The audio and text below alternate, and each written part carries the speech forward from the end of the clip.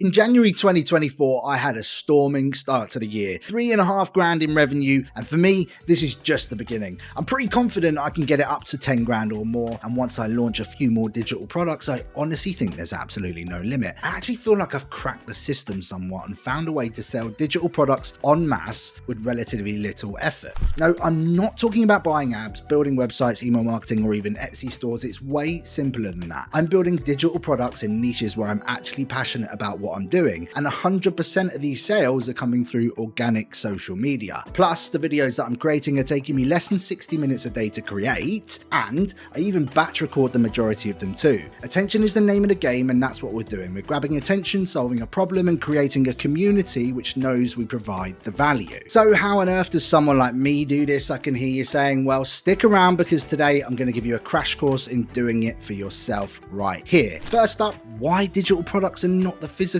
Well, they're extremely low startup costs. There's one file and not mountains of stock sitting in your spare bedroom. They're extremely high profit margins, and you make it once and you sell it an infinite amount of times. Plus, they're super flexible. You can literally do this from anywhere with an internet connection. Look, I know that digital products aren't exactly new to the game, but people are just really realizing the power of them. And I think we've got a window of opportunity right now on social media to promote them. I honestly don't think we'll ever get this chance again. So how do we do it? Well, let's get into it. Step number one is the start. First off, you need to go through some form of ideation. So finding that thing that you actually want to sell. Yes, 99% of people with dogs do dog channels. Please don't do dog channels. It's just the easy way out. Anyway, ideas. Don't worry. I'm not going to be like every other YouTuber here and tell you, do the thing you love. Come on, man. We can do a lot better than that. Yes, we do need to love the thing we're doing, but it's not everything. So how I do it with my community is I get them to write down their skills and what they like. So 2 clear lists that sit next to each other. And then what I do is I start drawing lines in between the skills that you have and what you like. You look for patterns that emerge. Trust me, they always do. And it's really easy to start getting some general ideas from this. So a live example could be football, cooking, dogs, trainers, or sneakers for you Americans. Skills could be marketing, graphic design, website building, or people skills. I'd then draw lines from, say, marketing and graphic design to the ones that I think it could connect with. And I'd do the same with any others. This list should be a lot longer, by the way, and much more in depth. I'm just showing you the basic process. But when you've got something, you want to validate it, because if underwater basket weaving is what you've landed on from your ideation, then there's going to be a high chance that nobody actually cares about it. So what we do,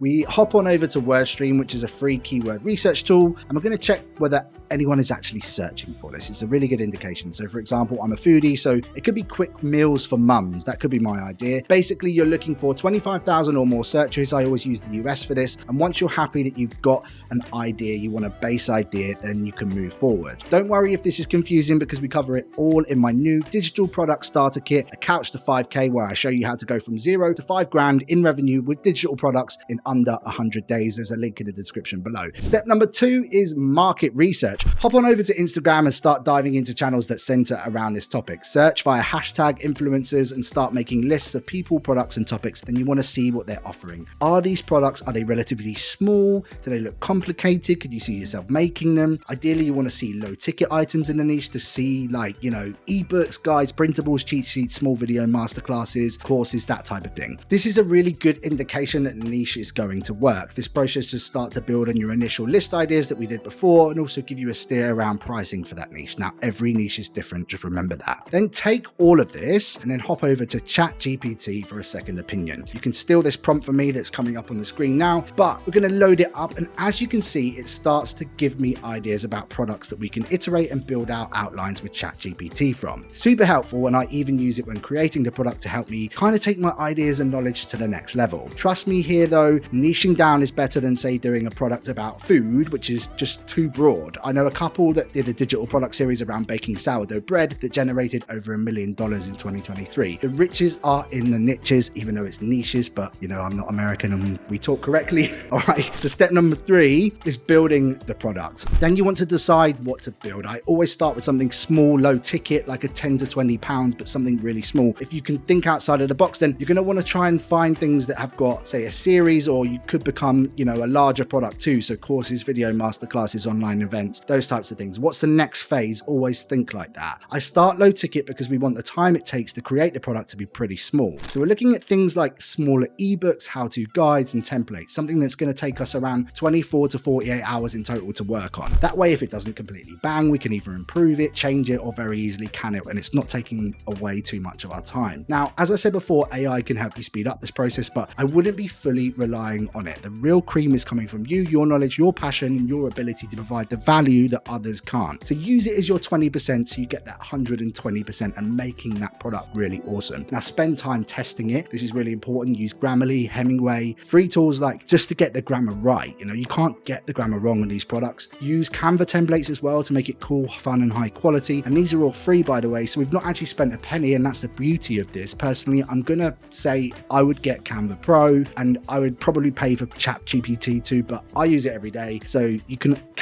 if you want, get away with the free version just fine. Don't worry too much. So step number 4, we've now got our product, so we actually need to go after the audience. We do this on Instagram and TikTok, and yes, TikTok is important, but from experience, it only brings in around 10% of the sales. But we've made the content already, so we don't want to discount it. We post it there. This type of content that we create is short, snappy, 5 to 9 second videos which have a problem or an emotional based hook, usually doing something like how to do X with Y, or I made X happen by doing X, you know, those types of things. You've all seen them on social media, and now here's a couple of examples that I use from my personal finance account, so they're money focused, but you can get the gist here. Now, I filmed me reading somewhere cool, so I popped round to a nice hotel near me and my girlfriend filmed me. I also sat in the dining area because we have a funky table. So I'm pre-batching B-roll and then I'm adding the text over the top. Now, the idea is we want to get them to read the caption. So it's problem-based in the hook into reading the caption, as you can see in these videos here. Then the caption is where we provide all the value. This is where we go into detail about that topic and we really help the viewer with that specific issue. If they're reading the caption, the hook got them thinking about that problem. So we've got them in the palm of our hands here. An example could be how to create incredible sourdough bread that doesn't take all weekend. Then read the caption. Hook grabbing the problem, i.e. they've been taking too long before, into the caption where we're giving the solution. And finally, if you want them to learn more, this is where we bring in our digital products. You could do the thing like DM the word bake and we'll send you some information. And then this really works, like really, really well. So if the shot's cool, the hook's great, it's got, say, trending audio, the caption's decent, you're going to make sales. So you can then message these people. 110% you're going to make sales. You message people the link to your product and they buy it. Now, once again, if this is confusing, don't worry, because we cover it all in my new digital product starter kit, A Couch to 5K, where I show you how to go from 0 to 5K in revenue with digital products in under 100 days. There is a link in the description below. Now, step number 5 is a sales page. So now we've got a product, you need somewhere to house it. We want somewhere that's easily accessible. So that link that we were going to send people, something that we can brand up and design so it's on brand for us, something that takes payments safely and actually pays us on time, something with analytics as well so we can look at sales data, and most importantly is cheap too. Now, there are a lot of options on the market right now, and you've no doubt heard of Shopify and Gumroad, but today I'm going to bring you something new to the table which has been an absolute game changer for me and my business and works really well with this strategy. Say hello to Stand.Store. Not only can you build high quality looking storefronts in a matter of minutes, you can also house your entire portfolio of digital products from PDFs to full-blown courses, pretty much anything. It's integrated with Stripe and has an amazing back-end analytics too. Having something that's built like this mobile first as well is really quite rare. And when it comes to pricing, they're actually really reasonable. They have a standard package at 29 USD a month, and then you have a pro for 99 USD a month too. But look, if you're not making that back a day after we're doing this process, then we've done something wrong. So I've left you a link to Stand.Store for you guys to check out below. I absolutely love these guys. Now, the reason sales pages are so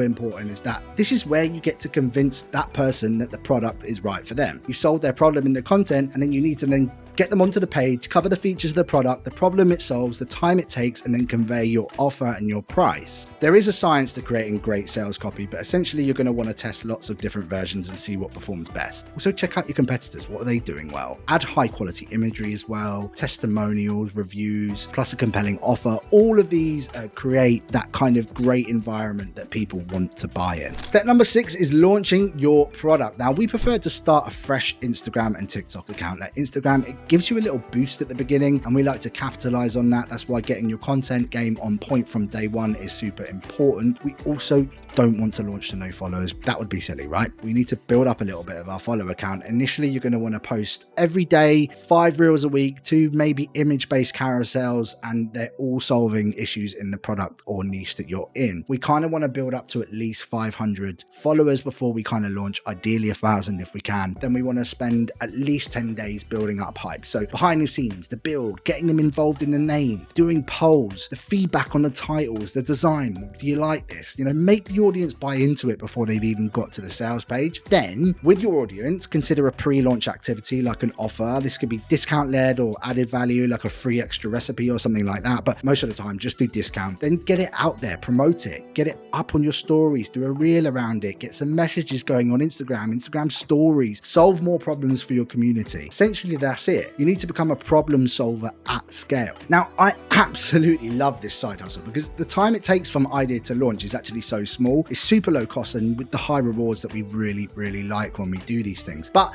look, we don't stop here. Tune into our next video, how to manage your time with side hustles and a 9 to 5. And I'll see you on the next video. Cheers.